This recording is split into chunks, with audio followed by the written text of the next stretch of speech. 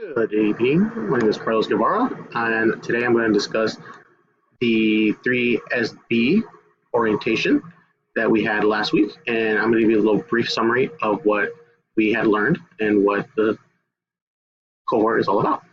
So let's go over the basics real quick. So first of all, we've met our team leader, who is Professor Ginsberg.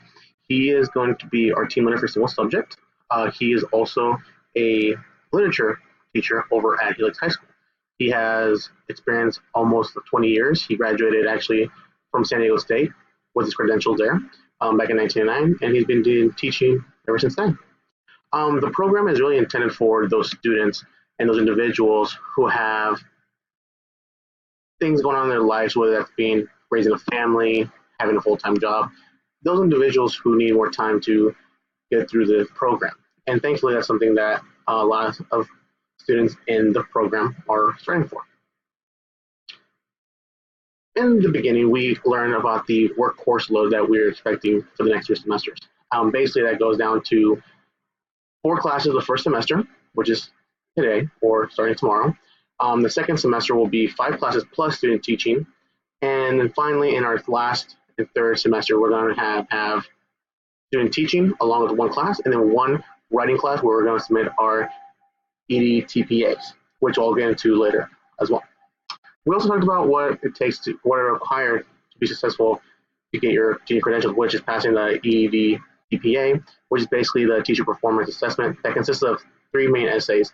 Those essays are going to be given to a third-party company known as Pearson, who will be grading those and submitting it to the state.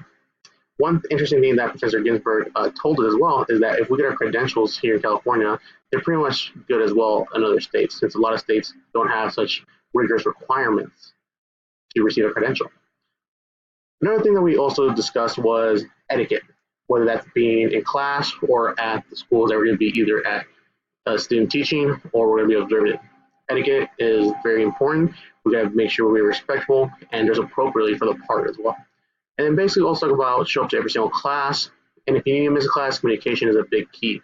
We talked about how other prior students before as well have had social media outlooks where they communicated, or they also had group chats on their cell phones, and etc. Next, let's go over to the student teaching portion. This is something that we didn't go into much detail due to the fact that we're not going to be student teaching this semester.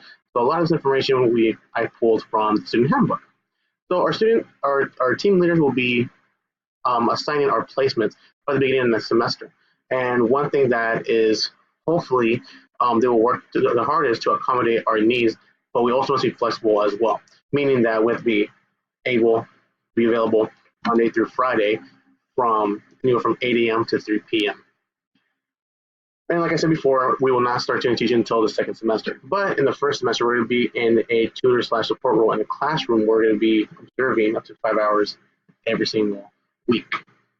And once again, etiquette is a big important part. We are guests, and we are invited into these classrooms and schools. We must be respectful to all parties involved because they do have the capabilities, whether that's the principal, the guide teacher, or even our team leaders. They have the capabilities of removing us from our assignments and ultimately removing us from the cohort in general. Our guide teachers are also going to be evaluating us along with our guide teachers. They're going to be assigning us grades and also developing us and telling us what we need to work on to be better teachers.